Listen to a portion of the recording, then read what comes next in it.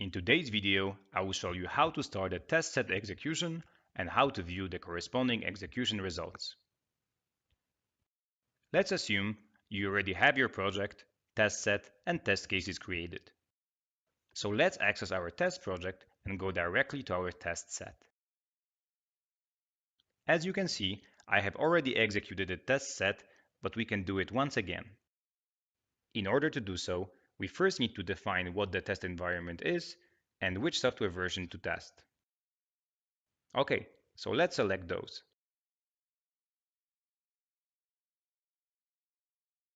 Now you can also add a tag to your run in case you want to mark it in any special way. I will add just a custom tag like 123.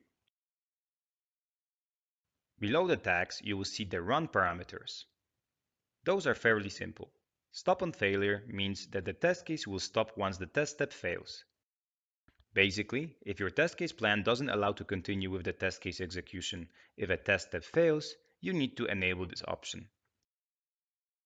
The second option is the timeout option. Here you can define the maximum amount of time for your test cases to run. Keep in mind that all of the test cases within a test set are executed in parallel. Here, you're actually defining the longest test case execution time. If that time is reached and the test case didn't finish, the portal will report an error. Okay, so let's add 20 minutes here. Now let's just quickly review if all test cases are ready for execution. Looks like they are, so let's just hit the execute button. Okay, the portal navigates us to the executions page.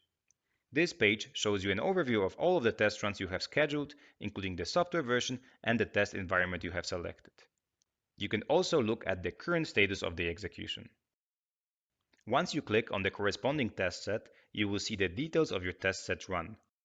Right now, I have 4 test cases in the test set, and you can see their individual test case statuses.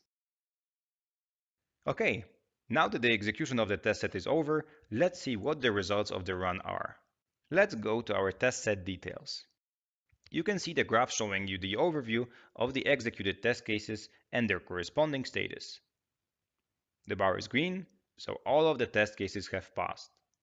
If you hover over the graph, you will see against which version you have executed your test set, as well as how many test cases were executed. That is the graphical part, but you can also look at the individual test case statuses. They are shown in the test case list. I think it doesn't come as a surprise, they are also shown as passed. Let's access one of them and look at the individual test case results.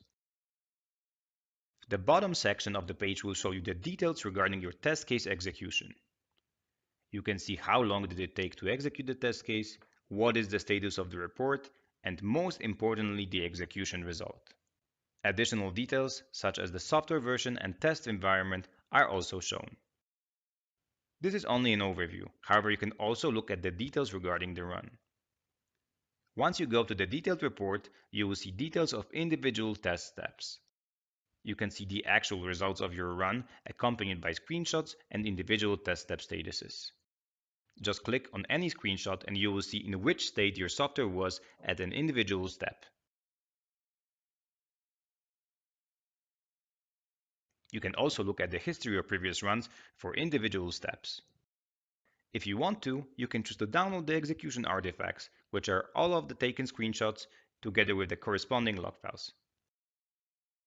If you prefer a Word document which summarizes this test case run, you can also download it by selecting Download Report. The report will gather the information from the individual test steps as well as from the report overview. If you have executed your test case before, you can also go back and view the details of previous executions.